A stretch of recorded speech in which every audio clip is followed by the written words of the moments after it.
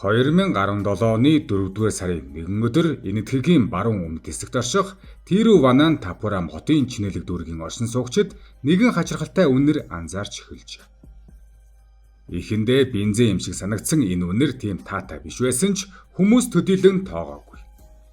Гэвч 4-р сарын 8-ны бэм гарагийн орой болоход хөршүүд залхаж 117 дугаар байшингийн эзэнд энэ талаар хэлжээ. Харин өнөөх эргэлэхдээ би хуучин сонин шатааж байгаа юм. Санаа зовлтгүй гэж хариулсан байна. Харин нэм гарагийн өглөө байшингаас утаас авсаж эхлэхэд хөршүүд гал команд дууджээ. Гэвч хэдэн өдрийн турш үнэртсэн тэр үнэр хуучин сонинтой ямар ч холбоогүй байв. Нэвтрэн орсон галынхан аимшигтай дүр төрхийг харсан юм. Энэ бол Энэтхэгийг дөргиосон Наантхан Ко дүүргийн гэр бүлийн хядлага байлаа. Түүхийн төвд байгаа 117 дугаартай байшинд дараах хүмүүс амьдардаг байж. Гэрийн эзэн болох профессор Ражатхан, түүний эхнэр доктор Жим Падма. Бас тэдний насан турсан хоёр хүүхэд болох Каролин мөн Кадел. Тэдний гэрийн үйлчлэгч Ранжитам олон жилийн турш тэднийд ажилласан бөгөөд энэ гэр бүл үргэлж жаахан хачин санагддаг байж. Гэр бүлийнхэн хоёр давхар байшингийнхаа дээд давхарт амьдардаг байв. Үйлчлэгч Ранжитамч бусад төрөл төрөсдөд ч дээшээ гарахыг зөвшөөрдөггүй байлаа. Үйлчлэгч нар хоолоо шатан дээр тавхтай савнд үлдээн. Дараа нь гэр бүлийнхэн доош буун ирж хоолоо авдаг байж. Ихэнхдээ энэ нь тэдний хоорондох цорын ганц харилцаа байсан юм. Бас байшин үргэлж харанхуй. Цоохнууд нь хаалттай, хаалганууд нь түгжээтэй.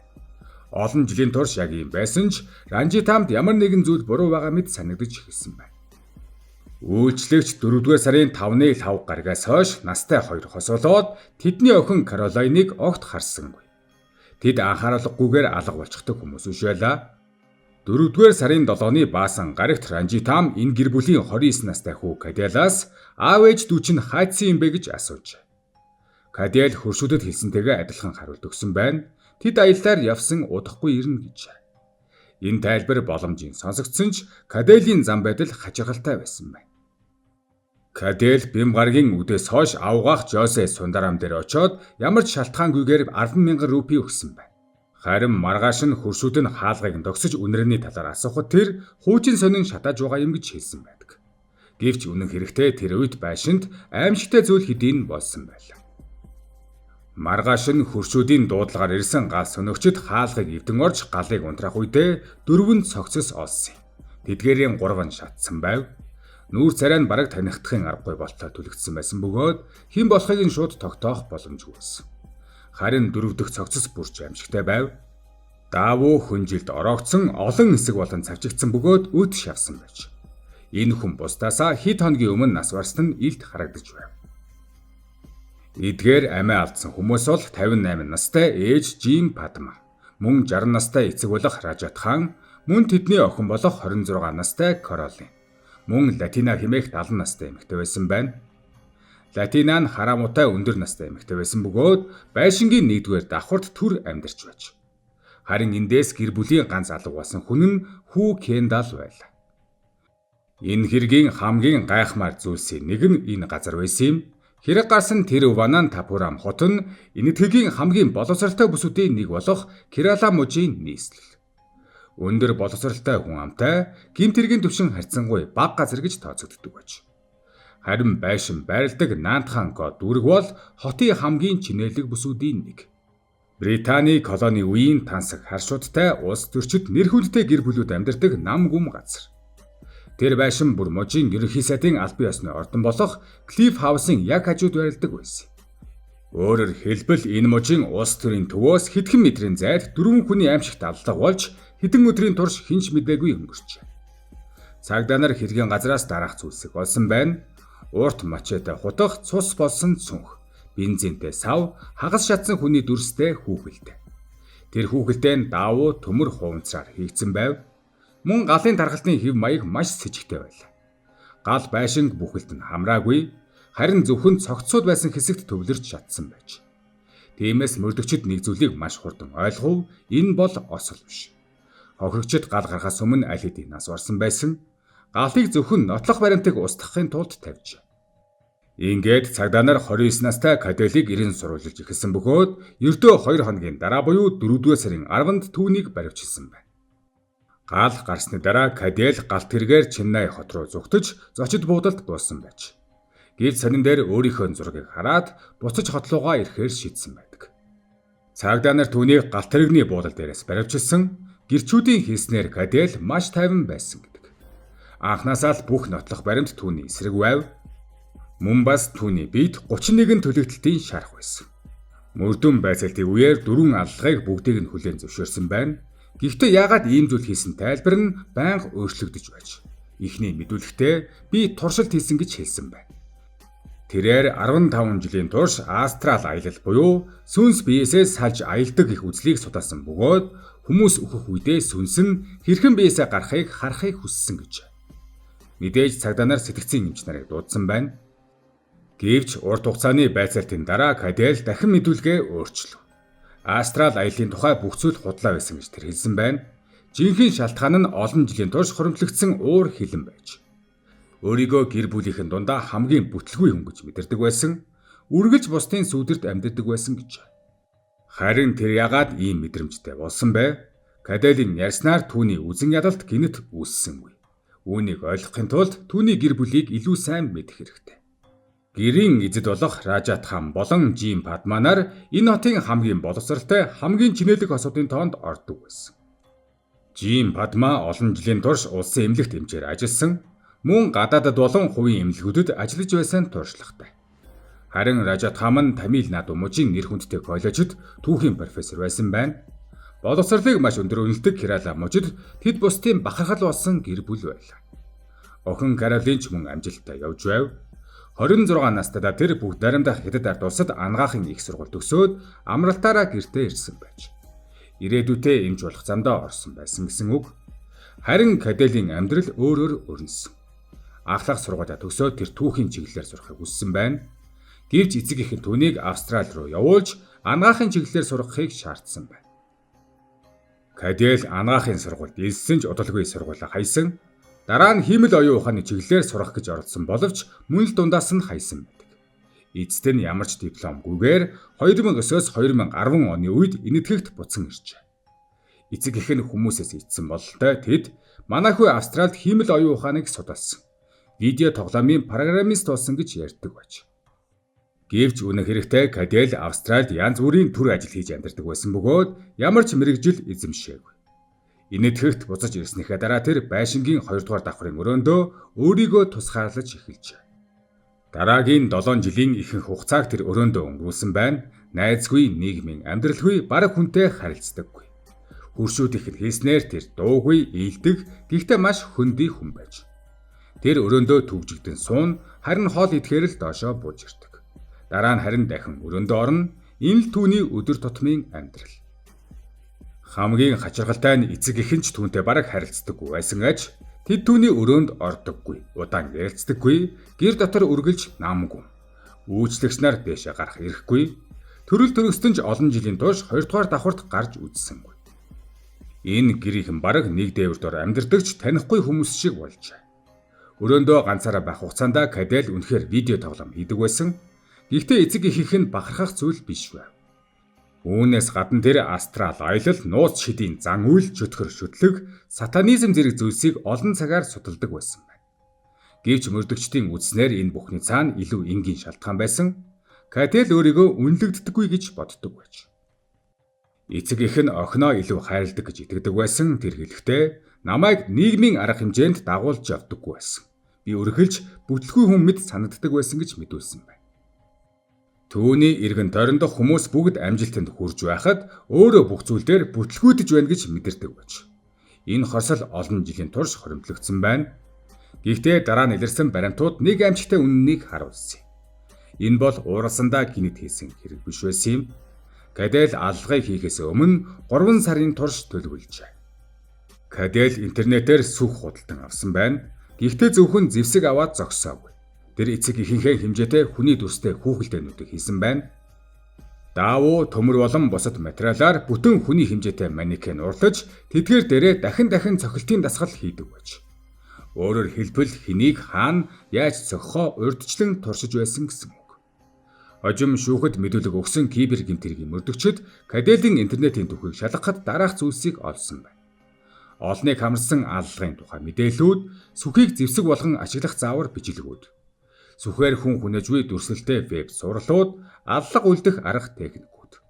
Тэр үдсэн, судалсан, дасгал хийсэн, бэлтгэсэн. Анхны аллага болохоос нэг өдрийн өмнө тэр цэвэрлэгээний бодис хар гэлгарууд нотлох баримт устгах хэрэгтэй зүйлсийг худалдан авсан байж. Энэ үед төлөвлөгөө нь аль хэдийн бүрэн боловсрсан байсан юм. Тийхүү 2017 оны 4-р сарын 5-ны 5 гаригийн өглөө боллоо. Кадэл ээжийн битмаа дээр очиод би шинэ видео тоглоом хийсэн танд үзүүлье гэж. Ээж нь юу ч сэжиглсэнгүй. Тэр хүүгээ даган 2 давхрын өрөөнд орж компьютерийн өмнө суусан байна. Тэгтэл Кадэл арт талаас нь сүхээр цогч. Эхний цохилт үхлэх байлаа. Дараа нь тэр ээжийнхээ бид дахин цохилт өгсөн байна. Цогцыг угаалгын өрөөлөв чирч оруулаад нуусан аж. Хамгийн жихүүдэс хүрмээр зүйл нь дараа нь болсон. Кадэл болон дүүгээ эрэхэд хамт үдийн хол идсэн байна. Тэд хивийн ярьж инээлдэж байсан аж. Яг л юуж болоогүй мэд. Гэтэл тэр үед ээжийнхэн цогцос хэдхэн метрийн зайд хэвдэж байсан юм. Тэр орой Кадэл аав Ражатхан дээр очисон мөн адил шалтак хэрэгэлсэн байна. Нэг юм үзүүлэх гэсэн юм гэж өрөөндөө дагуулan орсон. Ингээд л мөн аавынхаа араас нь цохин алчаа. Удалгүй дүү Каролиныг ч мөн адилааргаар өрөөндөө оруулаад хөнөөсөн байдаг. Аллагын дараа тэр 3 цогцыг өрөөндөө хадгалсан байна. Ихтэй аллах дуусаагүй байсан. Маргааш нь буюу 4-р сарын 6-нд тэр сүүлийн хохирогч руугаа халдав. 70 настай хараа муутай авгигч Латита. Кадэл түнд хэлэхдээ ээж тантай уцаар ярих гэсэн юм байна гэж хэлжээ. Өндөр настай эмэгтэй юу ч сэжиглсэнгүй. Тэр Кадэлийг даган 2-р давхурт гарсан байна. Тэгээд бусдын адил араасаа цохиулжээ. Гэвч энэ удаа Кадэл бүр илүү харгас авирсан байна. Тэр Латитагийн цогцыг олон хэсэг болгон тастаж даавууд боогоод орхижээ. Хожим гал сөнөгчд түүнийг өт шавсан байдалтай болсон юм. Бусад 3 хүний цогцос шатаагдсан бол Латитагийн шарил огт шатлалгүй үлдсэн байдаг. Ингээд 4 хүн амиа алдсан байлаа. Хамгийн амжтай хэсэг нь одоо л эхлэв. Кадэл дараагийн 3 хоногийг 4 цогцтой нэг байшинд өнгөрөөсөн юм. Аллагууд дууссан ч Кадэлийн төлөвлөгөө хараахан дуусаагүй. Мөрдөн шалгалтаар Кадэл аллагын өмнө бензин хүртэл урьдчилан худалдаж авсан тогтогдсон байна. Тэр хэдэн 7 хоногийн өмнө 3 дугуйт таксигаар шатхуун түгээх станц дээр очиж канистраар бензин авсан байж. Энэ нь ч түүний төлөвлөгөөний нэг хэсэг байсан юм. Ингээд 4-р сарын 8-ны бэм гарагийн орой тэр эцэстэн дараагийн алхмаа хийжээ. Кадэл ээж аав дүүгийнхээ цогц дээр бензин асгасан байна. Дараа нь тэднийг шатааж. Түүний зорилго бол нотлох баримтыг устгах байсан юм. Гэвч бүх зүйл төлөвснөөр нь болсонгүй. Гал хангалттай тархсангүй, байшинг бүхэлд нь хамраагүй. Зөвхөн цогцууд байсан хэсэгтэй л шатжээ. Маргааш өглөө нь Кидал дахин гал тавихыг оролдсон байна. Энэ удаа утаа байшингаас гарч эхэлжээ. Хөршүүд үүнийг хараад гал команд дуудсан юм. Гэрчүүдийн ярьснаар Кадэл утаа суунаглаж эхлэх үед байшингаас гарч ирэн ойролцоо нуугдахыг оролдсон байна. Гэвч удалгүй тэр хотоос бүр мөсөн зогтжээ. Дараа нь мөрдөн шалгалт эрчимтэй өрнөв. 2017 оны 7-р сарын 10-нд түнд албан ёсоор яллах дүгнэлт өгүүлсэн байна. Шүүхийн талд асар их нотлох баримт байлаа. Үүнд 92 гэрчийн мэдүүлэг, 151 баримт материал, цусны уулмөр, бензиний үлдэгдэл, интернет хайлтын түүх, бэлтгэлийн хүүхэлдээнүүд, сүх хэрэглэх зааврууд багтаж байлаа. Мөн мөрдөгчд нэг аимшигтай зүйлийг илрүүлсэн нь аллагын өмнө Кадэл гэр бүлийнхнийхээ хоолнд хортон шавж устгах бодис хийж хортуулахыг оролдсон байсан гэж. Энэ арга нь бүтлгүйдсэн тул дараа нь сүх ашигласан бололтой. Эдгээр аллагууд нь хоромхон зуурын уур хилэн биш бүр төлөвлөгдсөн байсан гэдгийг улам баталсан. Гисэн хэдий ч хэрэг шүүхэд хурдан очсонгүй, сэтгцийн байдлын асуудал гарч ирсэн байна. Иймэлгийн комисс Кадэлийг шүүхэд оролцох чадваргүй гэж үзжээ. Иймээс хэрэг олон жилээр хойшлогдсон юм. Дараагийн үнэлгээгээр түүнийг шүүхэд оролцох чадвартай гэж тогтоосны дараа л ажиллагаа урагшилсан байна. Энэ хооронд Кадэл шоронд хоригдож байв. Тэр шоронд байхдаа ч асуудал тарьдаг байсан байна. Нэг удаа камертай хамт байдаг хоригдлоо алахыг оролцсон тул ганцаарчилсан хорих ангид шилжүүлсэн байдаг.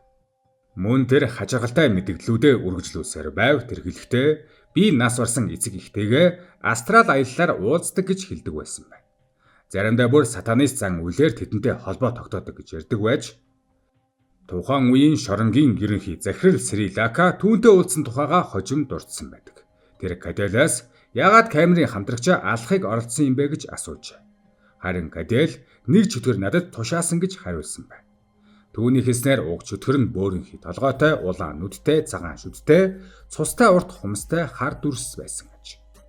Дараа нь тэр гинэд инээж эхэлсэн байна. Харин дараачийн мөчид царай нь өөрчлөгдөв. Тэр шоронгийн дарга Сри Ланка тандаж авга ихчээ, таны ард нэг хүн зогсож байна гэж хэлсэн байна. Гисэн шоронгийн дарга эргэж харсангүй, харин Кадел үргэлжлүүлэн намайг цагдаа баривчилснаас хойш надтай хамт нэг чөтгөр байгаа. Тэр намайг дахин хүн ал гэж хэлж байна гэж.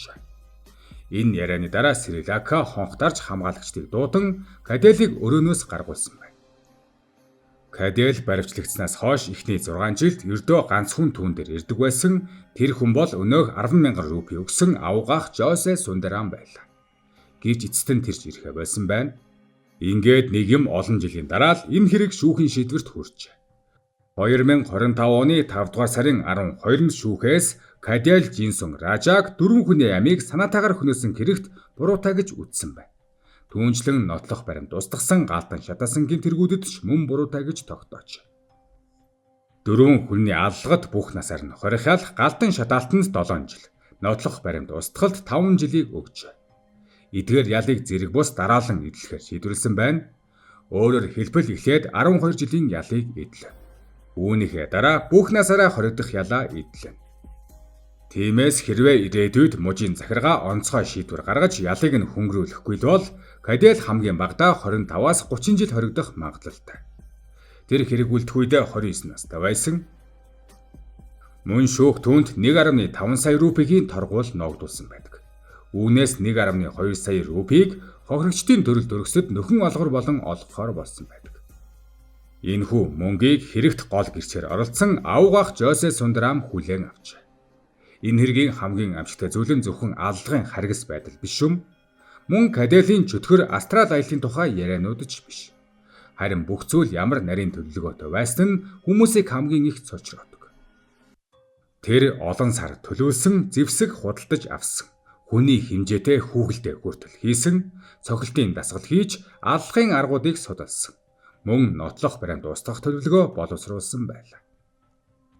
Өнөөдөр тэдний 117 дугаартай байшин хоосон хിവэрэ үлдсэн, хаалхан зэвэрч ургамалд дарагдсан. Гудамжнаас байшин бараг харагдах байсан байна. Нэгэн цагт нэр хүндтэй эмч профессор ирээдүйтэй эмч охин амьдардаг байсан тэр газар одоо эзгүй балгас мэт болсон байна. Сонирхолтой нь гэр бүлийн эзэмшиж байсан үл хөдлөх хөрөнгө газар болон бусад өмчийн нийт үн хэдэн 10 сая доллар хүрдэг гэж мэдээлэгддэг. Хуулийн дагуу гол өв залгамжлагч нь Кадел өөрөө юм. Гэвч тэр эдгээр хөрөнгийг хизээ нэгэн цагт өөрийн биеэр эзэмших эсхийг хинч мэдэхгүй. Зарим хүмүүс жинхэнэ сэтэл нь өв хөрөнгө байсан байж магадгүй гэж үздэг. Харин зарим нь олон жилийн тусгаарлалт сэтгцийн асуудал бүртгүүллийн мэдрэмж нийлж дэлбэрсэн хэрэг гэж үздэг. Гэхдээ чухам үнэн магадгүй Каделээс өөр хиндэж бүрэн тодорхой биш байх. Гэвч нэг зүйл тодорхой. Энэ хэдлэг бол уурын ганц мөчөөс төрсөн хэрэг биш. Харин олон жилийн гомдол, тусгаарлалт, сэтгэл зүйн доройтол хэдэн сарын хүйтэн төлөвлөгөөний үр дүн байж.